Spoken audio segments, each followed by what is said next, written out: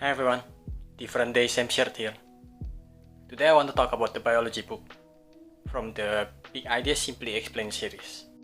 From my understanding, Big Ideas Simply Explained series tries to introduce people to different topics that can be very complex, so they make them easier to understand by putting them in order. They also try to use more easy to understand language. For example, in this book, there are a lot that are usually using Latin and other jargons that we don't normally use. They got rid of them and they only use the more technical term for it, the one that we can understand easier. The book itself starts with the history of biology itself, or at least the biology of our body. The difficulty of understanding what our body looks like because tradition, religion, etc. Makes it harder for people to try to look inside our body. That's why for a long time we don't know how to fix our body, since we don't know what part needs fixing when something goes wrong. When we still base our body on only animal subjects, since we can see what they look like, but we are not allowed to see what we look like.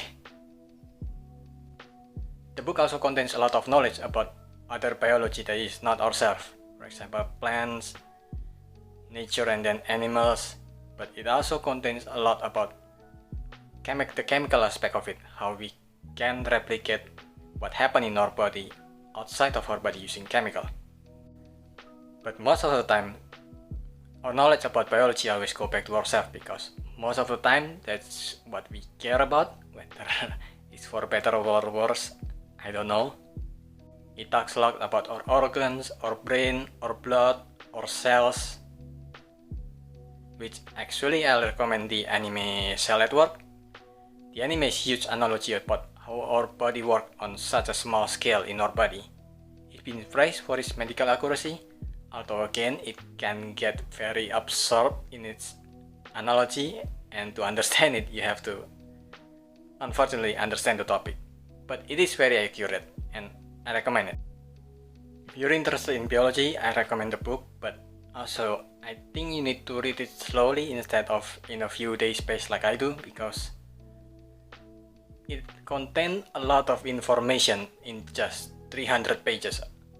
It contains thousands of history of the study of biology, and it can get very confusing at times. It feels like there's a lot of information thrown at you at once, so you can get a lot of information overload. But a lot of it I think is kinda cool. It has these segments throughout the history of the study of biology where it tells the before and after of any certain topics in the biology, in the chapter. So we know what we used to know about a subject, and then we know about how what we know then change into a more correct knowledge of it, because well, a lot of what we know back then is actually very wrong. And some of the study itself is actually quite cool by itself, like how we find out about the difference between innate and learned behavior and how much it affects us, and how it actually most of the time both of them affect us, not just one of them. So we need both of them instead of just having to make a choice, having just one of them is better or worse, because that's not how it works at all most of the time. We can just select one option from the two options and then be done with it. Most of the time we need two of them, and sometimes we even need more than two of them. We need multiple variables to work at once, so something had to work. And again, a lot of what is in this book is just basic biology information.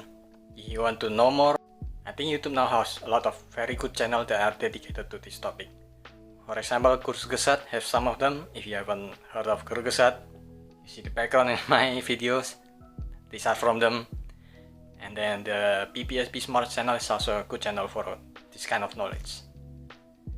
And for the book itself, well, it can get very information overload. It is also very good to read the history of how we know this thing, because sometimes we do need to see how long we've been wrong about something to understand that just because it's timeless doesn't mean it's right. And just because it's kind of a new understanding doesn't mean it won't have the potential to become timeless. Yeah, that's about it.